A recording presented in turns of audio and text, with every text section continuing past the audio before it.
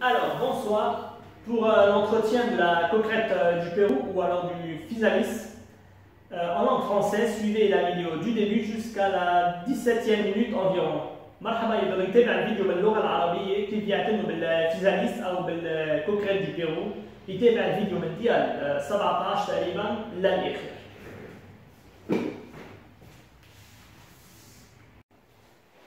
Ok. Là, on va parler maintenant de la coquerette du Pérou ou le physalis. Ou le physalis, la même chose. Bon, le physalis, il faut pas. Il y a plusieurs variétés. Cette variété, c'est la coquerette du Pérou. C'est une annuelle, donc c'est une vivace qui va être plantée en tant qu'annuelle parce qu'elle ne va pas supporter le froid. Ça, on va parler après. Il y a une autre variété connue aussi qu'on appelle la lanterne chinoise ou la lanterne du Japon ou alors la moure en cage.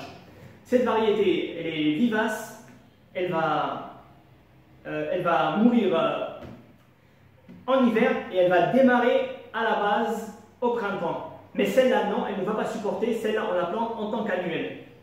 La différence entre les deux, la coquerette du Pérou, le physalis coquerette du Pérou, c'est les fruits. On fait la différence à partir du fruit. Le fruit, il va avoir, je parle de l'emballage du fruit, il va avoir, quand il va mûrir, il va avoir une couleur un peu beige, jaune, beige, quelque chose comme ça.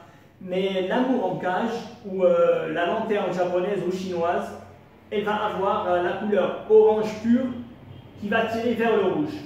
C'est avec ça qu'on fait la différence. Bon, pour pour la lanterne chinoise ou l'amour en cage, l'origine, c'est, les spécialistes disent que c'est une plante originaire de Chine et de Corée. Pour celle-là, pour la coquerette du Pérou, ça sera une américaine. Donc elle va pousser au Mexique, dans l'Amérique centrale et l'Amérique du Sud. Ça, c'était pour l'origine. Bon, voilà, j'ai parlé de l'origine avant. J'avais juste noté quelques étapes pour ne pas oublier d'en parler d'une étape. On a déjà parlé de l'origine. Donc voilà, pour celle-là, c'est une américaine. Donc Amérique du Sud, Amérique centrale et Mexique. Pour le reste, c'est la Corée et la Chine. Bon, on va passer maintenant à la rusticité de la plante. Celle-là, la coquerette du Pérou, c'est une plante, c'est une solanacée, c'est de la famille des tomates, des aubergines, des pommes de terre. Donc, ils ne vont pas résister au froid, c'est la même chose. À 15 degrés, si la plante est exposée en hiver à moins de 15 degrés, elle risque de mourir, de geler et de mourir. Elle ne va pas supporter le froid. C'est comme les tomates. Mais si elle est dans une région où les températures restent en hiver, les températures sont à plus de 15 degrés, la plante sera vivace et pas annuelle et elle pourra repartir l'an prochain. Bon, voilà. Donc si vous voulez garder la plante, si vous vivez dans une région où il fait froid, alors et que vous voulez garder la plante, laissez-la dans le pot, mais pas dans ce pot, il est trop petit, dans un gros pot, et à la lumière ou de préférence à la mi-ombre. Ça, je vais parler de l'exposition après. C'est la première fois que je vois la plante au limon. Je les ai achetées aujourd'hui. On est le 10 mai 2021. Je viens de les acheter, c'est pas cher, c'est 6 000 livres, c'est rien du tout, la plante. Pourtant, l'an passé, j'avais acheté des physalis pour faire des graines, pour faire des semis, quoi. Et là, bon, j'ai planté, ça poussait, mais ça, bon, c'est pas, ils n'ont pas tout poussé. Il y avait trois, il y avait une là qui a fini par mourir. Il y a celle-là qui ne me plaît pas. Bon, celle-là, elle va bien, mais non, je sais pas. Je sais pas si c'est le terreau ou la température, s'il fait trop chaud ou quoi.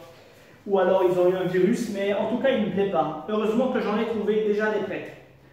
Si vous trouvez, achetez-la déjà prêt avec des fruits. Regardez, on a déjà les fruits. On a les fruits. 6 000 livres, franchement, c'est rien avec... voilà.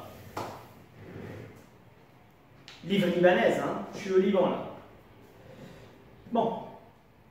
Pour l'exposition, c'est une plante qui doit être mise en plein soleil ou alors à la mi-ombre, mais pas à l'ombre. Là, je vais les installer avec mes tomates et mes courgettes, Mes piments, bon, dans mon potager il n'est pas vraiment au soleil, il est à la mi-ombre. Donc moi, ils vont être exposés à la mi-ombre parce que j'ai des arbres qui vont faire un peu d'ombre, mais il y a toujours du soleil qui va taper. Là, voilà. C'était pour l'exposition. On va passer à l'arrosage. Bien sûr, comme tous les solanacées, les tomates et autres, ce sont des gourmands en eau, donc il ne faut jamais laisser le sol devenir très sec, c'est pas bon, vous risquez de perdre la plante. On va parler d'abord de l'hiver, après on va parler du printemps. Si vous avez un hiver doux et que la plante sera une vivace, on va travailler comme une vivace, pousser comme une vivace. Alors si elle est en pot, attendez toujours que le sol soit sec à environ 2 ou 3 cm de la base avant d'arroser à nouveau. En pleine terre, s'il pleut, n'arrosez pas. S'il ne pleut pas pendant 2 ou 3 semaines, alors on doit arroser parce que le sol va commencer à sécher. En été, comme les tomates, je vais arroser ça comme mes tomates, comme mes piments, une fois chaque 3 jours environ parce qu'ils seront en pot et pas en terre parce que j'ai un noyer qui a vraiment détruit mon potager il y a 2 ans. Donc avec les racines, je vais les garder en pot. Bien sûr pas dans celui-là, dans un gros pot. Moi en été personnellement, au sud Liban, je les arrose une fois chaque 3 jours. J'ai un système automatique et voilà. Mais si vous voulez la garder en pot, assurez-vous toujours, même en été, que le sol soit sec à la surface avant d'arroser à nouveau. C'est pas une plante, même si elle est gourmande en eau, c'est pas une plante de marécage. Attention, hein. C'est pas une prêle. Bon, on est arrivé à l'engrais. Bon, déjà là, il y a de l'engrais, il y a du fumier, il y a du terreau. Je ne sais pas, c'est un mélange qu'ils ont fait. Mais si vous voulez la garder en pleine terre, si vous voulez la planter en pleine terre, comme tous les potagers au monde, on va travailler le sol en automne avec du fumier pour que le fumier se décompose en hiver pour venir nourrir la plante au printemps et en été. C'est la même chose, c'est un potager, vous allez faire le même engrais que le potager, les tomates et autres. En pleine terre, bien sûr, on va faire un petit mélange de terreau ou un peu de fumier bien décomposé. Et voilà. Mais ça, quand on est en pot, ça sera fait... Ah oui, j'oubliais. Il y a un autre truc que moi je fais.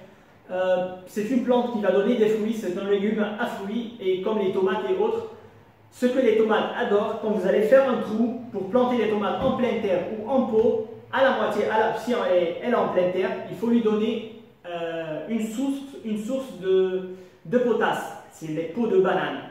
Dans un trou avec un pied comme ça, vous allez prendre 3 peaux de banane, vous allez les couper en petits morceaux et les mettre au fond du trou et mettre un tout petit peu de terre et après planter votre plante de tomate ou n'importe quelle solanacée. Parce que le temps que la banane elle va se décomposer très rapidement, elle va enrichir le sol d'un peu de phosphore, d'un peu de calcium et une grande source de potasse. Donc elle va nourrir votre plante pendant tout l'été et ça sera très efficace. Moi je mets ça dans mes pots, je fais un trou, je mets au quart du sol, une terre de jardin mélangée avec du terreau, n'importe quel terreau, un bon terreau. Et là, je mets 3 pots de bananes que j'ai découpées. Je remplis d'abord un quart, après je mets les bananes, après je mets encore un quart de sol, de terre. Et là, je place mes tomates. C'est ce que je vais faire avec mes physalis maintenant, qui va enrichir le sol de potasse qui est nécessaire pour la plante si vous voulez avoir de bons fruits. Et à la fin, peut-être pas au printemps, en été, peut-être en été, un tout petit peu de cendre de bois. Vous allez mettre un tout petit peu de cendre de bois à la surface pour continuer, que la plante continue à se nourrir en potasse. Parce que déjà au printemps et au début de l'été, elle va épuiser le sol où était la banane. Donc il faut lui donner un tout petit peu d'aide. Pour le sol, c'est une plante qui va pousser dans une terre de jardin, n'importe quelle terre, ça pousse, c'est comme les tomates. Moi, les tomates, elles poussent chez moi dans un sol calcaire, mélangé avec du fumier, mélangé avec du terreau. Elle va pousser dans n'importe quel sol, elle n'est pas existante au niveau du sol. Pour le rempotage, et c'est ce que je vais faire, c'est vraiment nécessaire maintenant parce que la plante, elle a près de 5 mois, non 4 mois environ, une plante comme ça de physalis. Moi je dirais 4 mois. Hein. Regardez un peu l'état des racines. Dans ce pot, le pot est vraiment très petit, regardez un peu. Je dois vraiment la rempoter aujourd'hui ou demain. Bon, celle-là ça va, mais l'autre... Donc j'ai un pot, on va mettre un plant dans... Je vais vous montrer, je n'ai pas le pot maintenant, il est dehors, mais je vais vous montrer, j'ai un panier ici, panier à linge. Donc un pied de physalis comme ça, il a besoin d'un pot d'environ de cette taille. Je ne sais pas combien de litres, c'est pas marqué. 11 litres et demi, 11 litres, bon 10 litres, 10 litres ça va. Un pot de 10 litres, ça va fonctionner pour le physalis. Et pour les tomates, hein, c'est la même chose.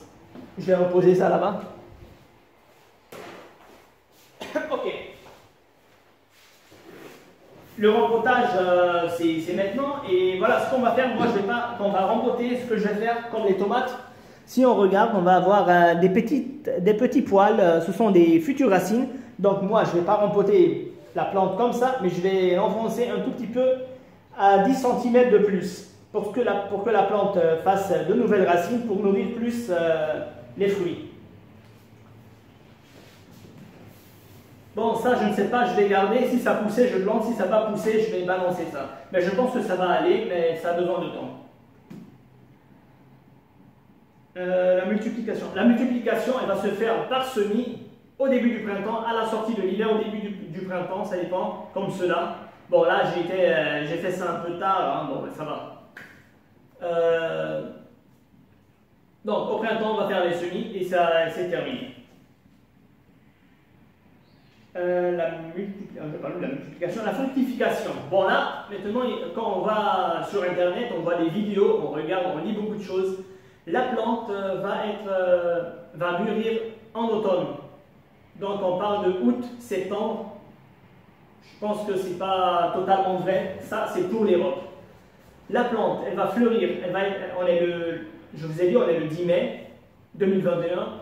Et la plante a déjà son premier fruit, tout simplement parce que nous sommes au Liban. Et au Liban, c'est pas comme l'Europe. Au Liban, il y a une différence au moins 1 mois et demi.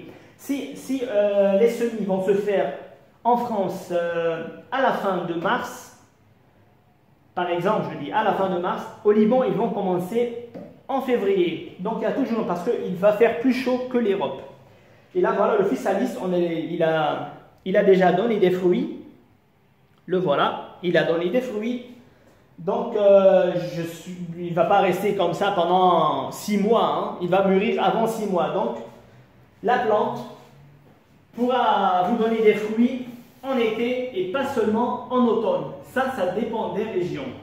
Plus il fait froid, plus le fruit va tarder, et plus il fait chaud, et plus le fruit va vous donner avant. Donc, précoce. Fructification, bon voilà. Pour la taille, bon écoutez, si vous la plantez dans une région où il fait froid, où la température va descendre à moins de 10 degrés, il n'y aura pas de taille parce que la plante va geler et mourir. Mais si vous la plantez dans une région où les températures resteront 15 ou plus, alors elles vont peut-être perdre quelques tiges, la plante va résister, on va juste faire à la sortie de l'hiver. On va tailler tout ce qui est sec et on va garder les tiges qui sont vertes pour qu'elles reprennent à nouveau. C'était pour la taille. Pour les maladies, bien sûr, on a les pucerons. Les pucerons, c'est simple. On va pulvériser, on va mélanger de l'eau avec du savon noir ou n'importe quel savon et pulvériser une seule fois, mais une bonne fois. En 10 minutes, les pucerons seront tous morts. On a aussi la rouille. S'il y a une grande humidité autour de la plante, donc il ne faut jamais pulvériser de l'eau sur les feuilles de la plante pour éviter toute humidité sur la plante. Et de préférence faire un paillage, ça sera bien, ça va limiter aussi l'humidité autour de la plante pour ne pas que la plante soit atteinte de maladies fongiques comme la rouille et autres. On a aussi les acariens. Les acariens sont les araignées rouges. Si on a un début, on va pulvériser, bien sûr on ne va pas pulvériser chaque jour, mais juste pour éliminer les acariens, du savon noir mélangé à de l'eau, on va pulvériser 2 ou 3 fois par jour, où il y a les acariens, où il y a le démarrage des acariens, pendant 3 voire 5 jours. Les acariens vont aimer un temps sec, donc ils vont foutre le camp de votre plante s'ils ne sont pas morts à cause du savon. Mais écoutez, si la plante est vraiment atteinte complètement des acariens, je suis désolé de vous dire ça, mais vous allez utiliser un pesticide pour les acariens. Je préfère ne pas utiliser des pesticides, je préfère la méthode bio, mais quand il faut, il faut. Parce que si la plante est vraiment attaquée, il n'y a plus rien à faire, il faut vraiment agir. C'est pour ça qu'il faut agir avant que la plante soit complètement attaquée. On a aussi les aleurodes. Les aleurodes, ce sont les petites mouches blanches, des tout petits mouches blanches à 1 mm environ de la taille, c'est 1 mm hein, l'aleurode. Pour l'aleurode, elle est très dangereuse, donc il faut agir très vite. On va prendre du scotch et dès qu'on trouve des aleurodes, on les trouve souvent en dessous de la feuille. On va prendre un scotch, une colle, un scotch.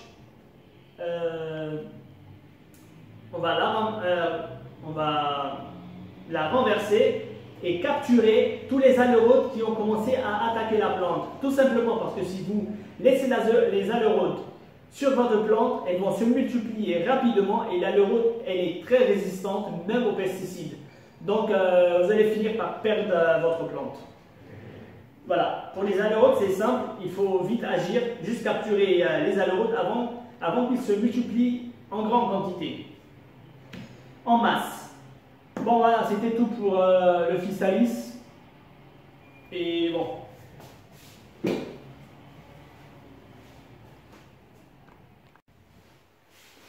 Ok. هلا بدي احكي عن الكوكريت du Pérou او الفيزاليس. هلا في عدة انواع منها بس بدي احكي بس عن اثنين. بدي احكي عن هيدي الكوكريت du Pérou. هلا في اثنين دائما بيشبهون لبعض بفكرون هن زيتهم بس مش نفس الشيء. هلا عندنا هيدي انويل، هي فيفاس بس بيزرعوها مثل انويل، يعني فيفاس يعني بتعيش عدة سنين بس بيزرعوها انويل لانه ما بتتحمل برد.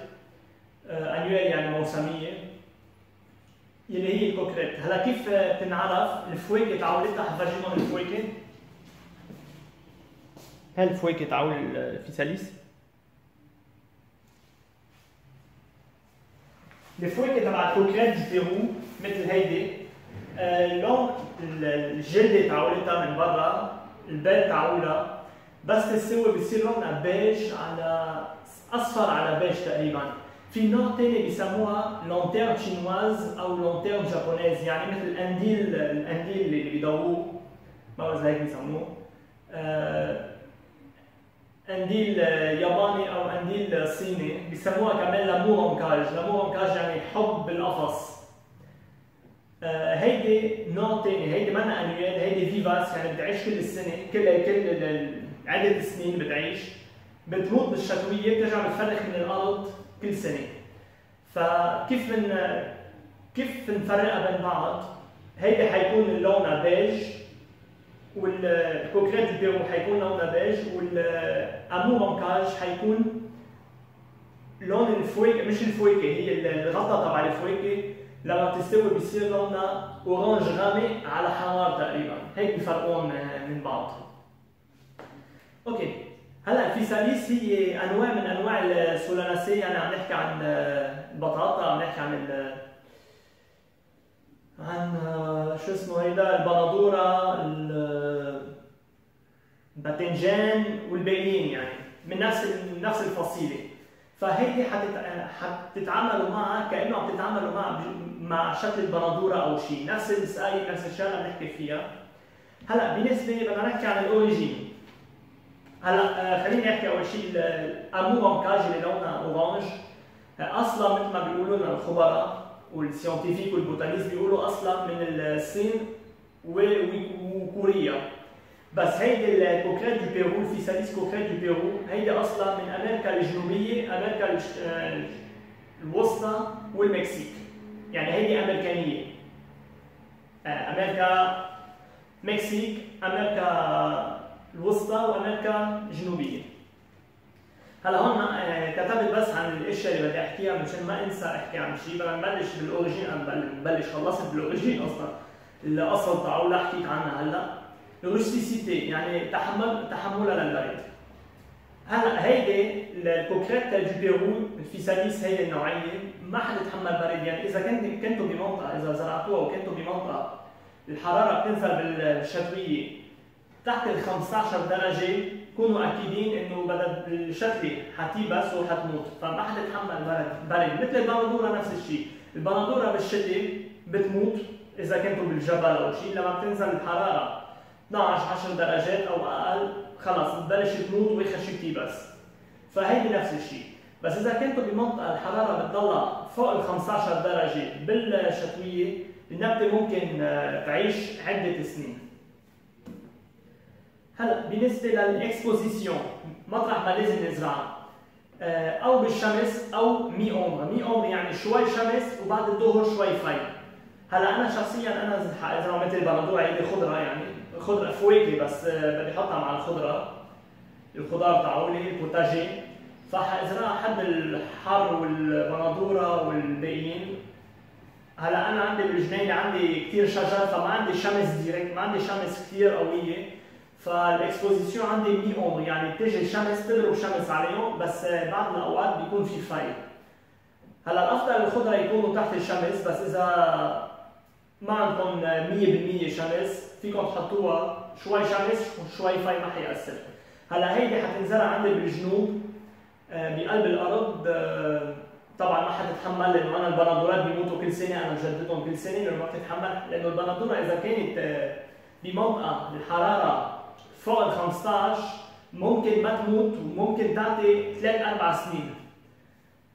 فهيدي نفس الشيء، والحرب نفس الشيء، والباذنجان نفس الشيء. هيدي حيزرعها بالجنوب على نفس الاكسبوزيسيون يعني مي اومبر، يعني شوي شمس شوي فاي. ابوزاج لسقايه. هلا بدي احكي شوي عن الشتويه. اذا كانت بقلب الارض بالشتويه اكيد ما حتسقوا لانه بتكون عم تشتي، او اذا صار في فتره طويله ما شتت ابو جمعتين، ساعتها لازم الارض بلشت تنشف فبدنا نسقيها. اذا كانت ببو بالصيفيه او بالشتويه نفس الشيء، كل شيء ببو بدكم تتاكدوا دائما انه الارض بلشت تنشف على 2 أو 3 سم من فوق قبل ما ترجعوا تسقوها. اذا كان الارض بعدها رطبه ما تسقوها. مثلا هيدي انا اشتريتها اليوم نحن 10 ماي 2021 يعني 10 شهر 5. اليوم اشتريتها عاملين معرض ولقيتهم هلا بحكي لكم كثير مي، فسقينا هلا من شوي، فانا ما حاسي قبل على هيك 3 ايام او 4 ايام عقبال ما تنشف الارض. بس بنفس الوقت هيدي النبته ما بتحب الجفاف بارضها مثل البندوره ومثل الباقيين، لانه مثل البندوره هيدي بتحب المي، بس بقول انه بتحب المي، منا نبته مستنقعات، ما فيكم تغرقوا النبته بالمي، بتهروا لها شروشها والنبته حتموت. فدائما اذا بالصيفيه مثلا انا حيسقيها مثل ما بسقي انا البوتاجي عندي، مثل الخضره اللي عندي بندوره وهيك شيء. انا ما حيزرعهم بالارض لانه ما في شيء عم يرجع عندي بالارض، لانه عندي جوزه، الجوز كارثه على البوتاجي، ما فيكم تزرعوا بوتاجي حد الجوزه ما بيسوى. فانا صرت عم بزرعهم ببو وماشي حالهم، وهلا هيدي حيزرعها ببو طبعا مش هيدي البو كثير صغير عليها، بدي بحط لها بو. هلا فرجيكم على اكزومبل بس اوصل على الرمبوتاج. اذا كنتم مثلا اذا بدكم تزرعوها بقلب الارض ساعتها بتسقوا مره كل 4 ايام مره كل 3 ايام، ما بعرف قد ايه الحراره عندكم وقد ايه عم تتبخر المي بالارض، ساعتها انتم بتشوفوا. هلا انا شخصيا بسقي البندورات عندي والخضره الباقيين تقريبا كل 3 ايام كل 4 ايام، فهيدي حيسقيها بنفس الطريقه. هلا هيدي برجع لا خليني نكفي، برجع بحكي عن هولي بعدين لانه اصلا كاتبها تحت. الانجري كيف بنغذيها؟ نفس الشيء مثل كل الخضره، اذا بدنا نحطها ببو بدنا نحط لها شويه زبد وشويه انجري، شويه سماد طبيعي، ما بنحط كيماوي، انا ضد الكيماوي، بنخلط وبنزرعها بقلبها. وفي شغله ثانيه هيدي فواكه، هيدي خضره حتعطينا فواكه. كل الخضار اللي بدها تعطينا فواكه بخصوص البندوره والباذنجان والفيساليس بحاجه لكثير بوتاس. كيف بنجيب البوتاس؟ بتجيبوا موز مثلا بيبو، حفرجيكم اي قياس بو عم بحكي. هلا البو اللي بدي زرعها فيها بدي زرعها برا، بس بهيدا القياس هي ماشي هيدي للتياب، السله للتياب، بس لازمكم بو تقريبا هيدي 10 لتر، هي مش 10 انا شفتها بالعمليه بالفرنسيه 11 ونص، بس فيكم تجيبوا بو 10 لتر بيكون ممتاز لوحده بس بقلبها. ف يلي لازم تعملوه اذا بدكم تزرعوها ببو، بتحطوا ربع التراب وبتجيبوا 3 قشرات موز وبتقصوهم وبتحطوها بقلبها، وبترجعوا بتغطوا تقريبا ربع التراب، وبترجعوا تزرعوا الفيساليس بقلبها او البندوره او عده الخضره الباقيين، باذنجان وغير شيء ساعتها، وبترجعوا تزرعوا وبتغطوها. ليه؟ لانه قشر الموز كثير غني بالبوتاس وعندها بتعطي كمان شويه كالسيوم وشويه فوسفور اللي بحاجه النبته لها. منشان ما تستعملوا كيماوي. فالنبته حتشبع من الموز لما بدها تبلش تهتري، لانه بدها تهتري بسرعه وتعطي بوتاس للارض. هلا هيدي بالربيع، اخر الصيفيه باخر الربيع باول الصيفيه بتكون النبته اخذت كل البوتاس من الموز، فيكم تجوا تجيبوا الرماد تبع الخشب معلقه وبترشوا فوق الارض، كمان هيدي سورس البوتاس، يعني كمان تعطي بوتاسيوم للارض. وبتسقوا الرماد حيتفتفت وينزل ويغذي النبته تبعولتنا لاخر الموسم، يعني اخر الخريف او بالشتويه اذا ماتت الشتويه. بالارض نفس الشيء، بس تزرعوا بس تعملوا جوره نفس الشيء، بتحطوا الموز بقلبها تحت وبتغطوها تقريبا شويه تراب منشان ما يكونوا ديريكت كونتاكت، عبال ما يهتروا الموزات بتكون الشروش وصلوا منشان ما يكون كثير حامي عليها. بترجعوا بتزرعوا الفيساليس او البندوره او حيالله شيء وبترجعوا بتغطوها وبيمشي الحال. هي منشان نغذيها. بس بالارض طبعا مثل كل البوتاجي، يعني مثل كل الخضره اللي بدنا نزرعها، بدنا اول شيء نظبط الارض قبل ما نزرعها، يعني بنجيب زبل الحصان، الخروف، المعزه، ما بعرف، يكون رجع منكم، مش يكونوا قدام مش جداد، لانه جديد كثير حامي ما بيسوى.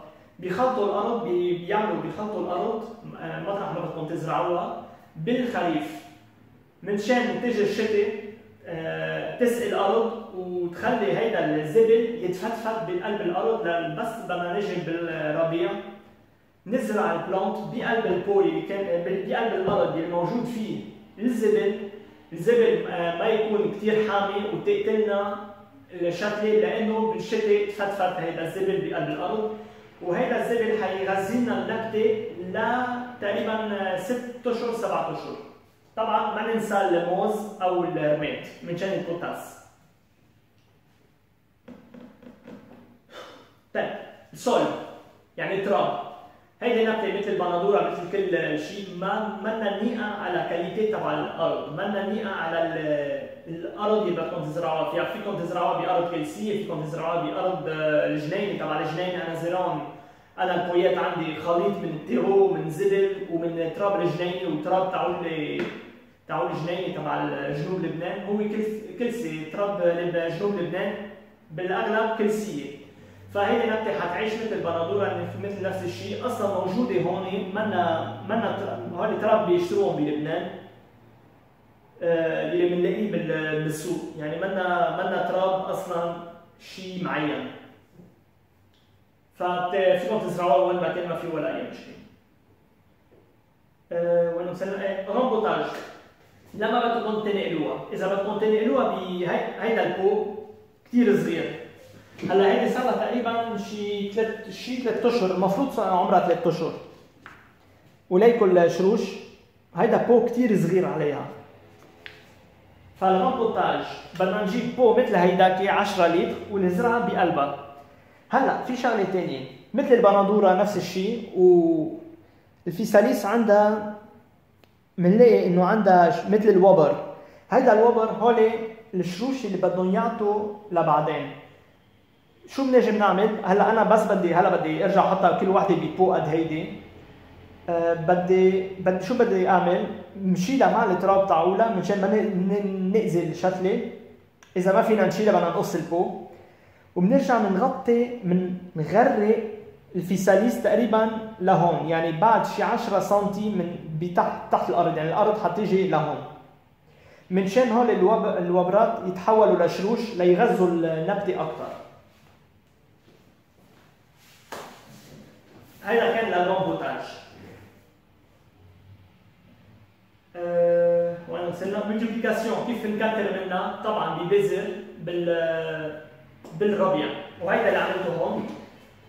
بس كانوا في وحده او اثنين طالعين منهم كثير منيح، ماتوا عفن وما بعرف شو صار لهم.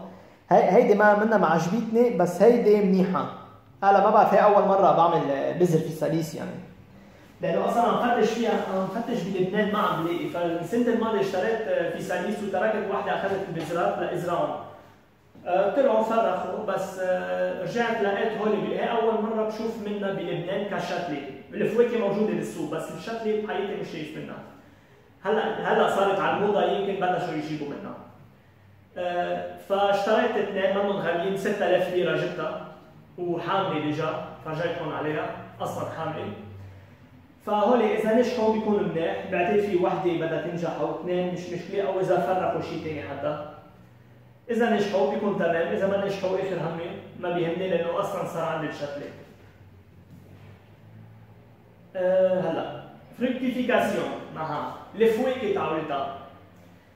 هون هلا اذا بنفتش على الانترنت بنلاقي كلهم بيقولوا الفواكه الثمر تاعولها حتكون بالخريف، يعني بالشهر بيقول سبتمبر اكتوبر تقريبا بتبلش تعطي. مش كثير مضبوطه، هنا عم يحكوا بس عن اوروبا، لانه لما نحن بلبنان في فرق بين اوروبا ولبنان تقريبا شهر ونص بالطقس. يعني اذا اليوم نحن بلبنان بدنا نزرع بذر بشهر 2، يعني اول شهر 2 بفبراير، باوروبا بدهم يزرعوا اخر مارس، يعني اخر شهر 3 اول شهر 4 تقريبا بافريل، لانه الحراره مش نفس الشيء. باوروبا مثلا اذا كنتم بفرنسا الفيساليس ما حتعطيكم. نحن اليوم ب 20 ماي 2021، يعني شو 20؟ نحن ب 10 ماي 2021، يعني 10 شهر 5، وهي النبته عاطيه الفواكه تاعولتها. يعني عندنا بلبنان وبالمناطق اللي فيها شوب اكثر، النبته حتعطينا الفواكه تاعولتها بنص الربيع او اخر الربيع، ومش مثل ما بيقولوا للاخر الصيفيه. هيدي ساعتها صار حسب الحراره، كل ما في برد كل ما حتتاخر، وكل ما في شوب كل ما بدها تتقدم، بدها تعطي اسرع. فما السبيسياليست البوتانيست لما بيحكوا اللي بيكونوا عندهم اللي بيدرسوا بلانت وهول بيسموهم بوتانيست مثلا، بيحكوا عن نبته باغلب الاوقات باوروبا او بالبلدان اللي هن عايشين فيها، بس ما بياخذوا الاكزامبل تبع البلدان الاخرين. فلا، هيدي النبته حتعطينا فواكه كمان بالربيع ومش بس باخر الصيفيه. هلا طبعا ما حناكلها هلا، بدها تستوي، بدها شويه وقت، بدها على القليل شي شهرين المفروض قبل ما تستوي، ويعني اول الصيفيه لازم ناكل منها. كيف حكينا؟ التايب تشكيل. طبعا اذا كنتوا بمنطقه بارده الشتله حتموت مثل البندوره، ما في لزوم للتشكيل. بس اذا كنتوا بمنطقه الحراره فوق ال 15 درجه، النبته حتخسر كم ورقه، حتخسر كم تيج، بس ما حتموت. فشو بتجوا بتعملوا باخر الشتويه، يعني اول الربيع عم نحكي، بنجي بنقصقص كل شيء يابس وبنترك الاخضر لترجع النبته تفرخ عن جديد وتعطينا الفواكه عن جديد. ملادي اي انسكت، يعني الامراض والحشرات اللي بتيجي عليها. عندنا المن الاخضر. المن ما في ولا اي مشكله، بتجيبوا صابون، حيلا صابون بودره ليكيد، حيلا صابون بتخلطوه بمي وبترشوا كثير منيح عليها للنبته مره واحده، ابو 10 دقائق كل المن اللي على النبته حيموتوا. عندنا كمان الملادي فونجيك اللي هي الامراض الفطريه مثل الغوي مثلا. الغوي هي مثل بودره صفراء، بودره اورانج بتجي على الورقه، بتعمل اتاك كمان على الورد الجوري وعده نبات. فاللي لازم تعملوه مشان ما يصير عندكم امراض فطريه على الورق مثل الغوي، ما تقصوا، لانه هول الامراض الفطريه بتيجي لما بيكون النبته في كثير رطوبه حواليها. يعني ما تقصوا المي، اوكي اذا لتعالجوا النبته اوكي بتعملوها، بس اذا ما اذا اجى على بالكم تقصوا، لا ما تقصوا مي على النبته، النبته ما حتحب ابدا المي على الورق تاعونا، حيصير عندها كثير رطوبه ممكن تعملوا لها امراض فطريه. وبالنسبه للارض، اذا الارض بتتبخر المي بكثره، لما بيكون في الشوب القويه مثلا بشهر 7 أو 8 بيكون في الكانيكول، الشوب القويه حتتبخر المي اسرع وحتعطي رطوبه كثير على الشتله. اللي لازم تعملوا باياج اللي هي انه تغطوا الارض نشارة خشب. انتبهوا نشارة خشب بيكون مش حاطين مواد عليهم، لانه الخشب اللي بيشتروه بالسوق بيكون حاطين مواد ضد السوس بتحرقوا الشتله. بتحطوا العشب اللي بتشيلوه من الجنينه ما تكبوها، غطوا الارض تاعولها منشان التبخر ما يكون كثير قوي على النبته. بنفس الوقت اصلا هيدا كله هول سماد طبيعي حيرجعوا يفتفتوا ويغذوا النبته. عندنا الاكاريان، الارينيه روج، بتعمل مثل الشخون هيك بيسموها، ما بعرف شو بيسموها بالعربي، العنكبوت كيف تعمل هيدا. هن كثير صغار ما بيبينوا كثير منيح على العين، بدكم تقربوا كثير منيح. اذا لقيتوا الاكاريان على الورقه بدكم دغري او تقصوا المحل اللي منصابه، او بدكم تجيبوا مي وصابون تخلطوا مرتين او 3 مرات باليوم، تقصوا على النبته على مده 4 ايام او 5 ايام تقريبا. الاكاريان بتحب تيجي على النبته لما الجو بيكون كثير فيه جفاف.